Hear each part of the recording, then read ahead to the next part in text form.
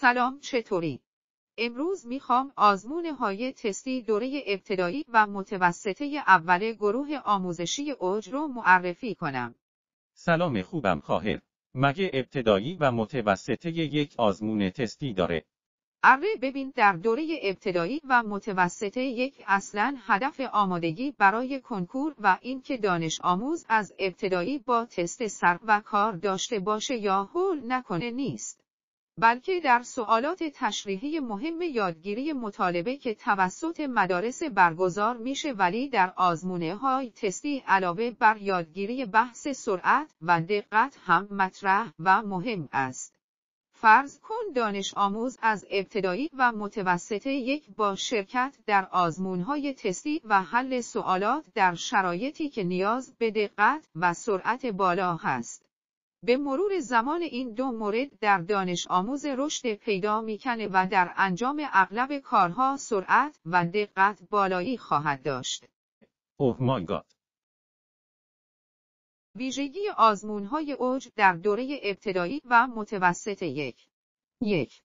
تعداد مراحل آزمون متناسب با پایه و مقطع چینش شده دیگه به این شکل نیست دانش آموز پایه ششم یا هشتم مشابه داوطلبین کنکور 21 مرحله آزمون داشته باشه.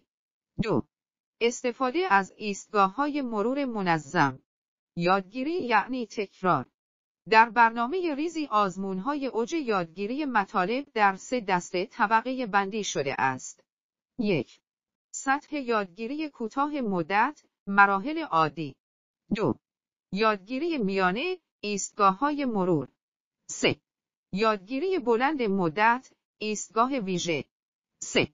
استفاده از تست‌های هوش تصویری، هوش ریاضی، هوش کلامی و هوش دقت با ضریب تأثیر یک جهت افزایش میزان کارایی و تقویت متناسب نیمکره چپ و راست مغز. هدف اوج در این بخش رشد دانش آموز با استانداردهای جهانی است. چون ما میدونیم در بدو تولد 99% از انسانها یک نیمکره مغز قوی دارند، اما در آزمونهای اوج سعی شده با استفاده از سوالاتی هر دو نیمکره با هم رشد و به تعادل برسند. 4. منطبق سازی تعدادی از سوالات در هر مرحله از آزمون جهت تقویت هوش هیجانی IQ، EQ و تفکر انتزاعی. این مورد برای اولین بار در کشور اجرا خواهد شد. 5.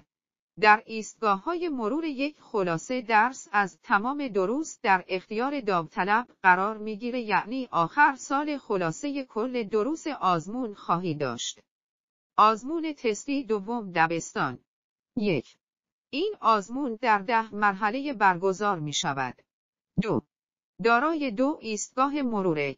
3. دارای 2 ایستگاه جامعه. 4. هر مرحله آزمون دارای حداقل 30 و حداکثر 60 سوال بوده. 5. کلیه سوالات دارای کلید و پاسخ تشریحی بوده که 4 ساعت پس از پایان زمان آزمون در دسترس داوطلبین قرار میگیرد. خواهر به خدا قانع شدم دیگه بسته. حالا کجا برم ثبت نام کنم؟ برو به سایت www.oj-konkur.ir.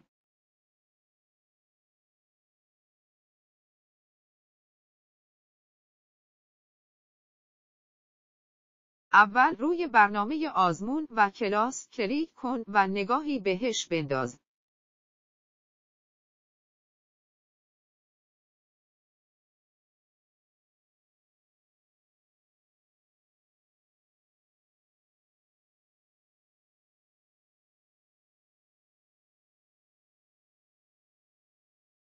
بودجه بندی آزمون‌های تستی اوج یک پکیج کامل مشاوره و برنامه ریزی هست. 1. بخش مقدمه. 2. بخش تنه اصلی، بودجه بندی. 3. بخش نحوه مطالعه دروسه. 4. بخش نحوه برنامه ریزی. 5. بخش انگیزشی. اوه مای گاد، دمت گرم اوج.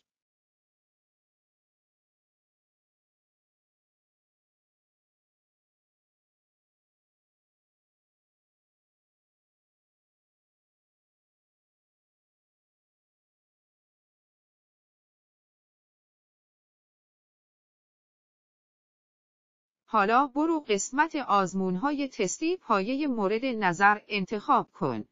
بعد از انتخاب گزینه افزودن به سبد خرید انتخاب و بعد از تایید وارد بخش پرداخت شو.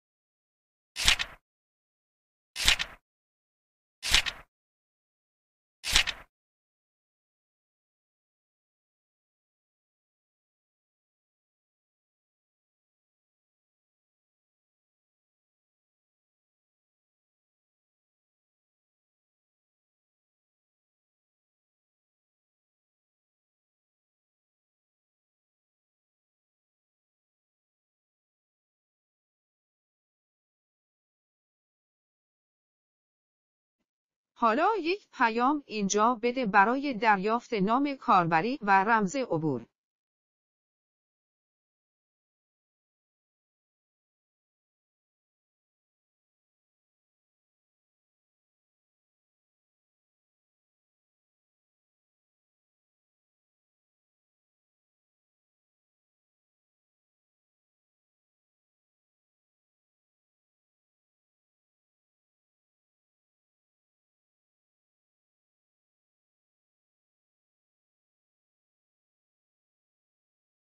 دستت درد نکنه آبجی عالی بود.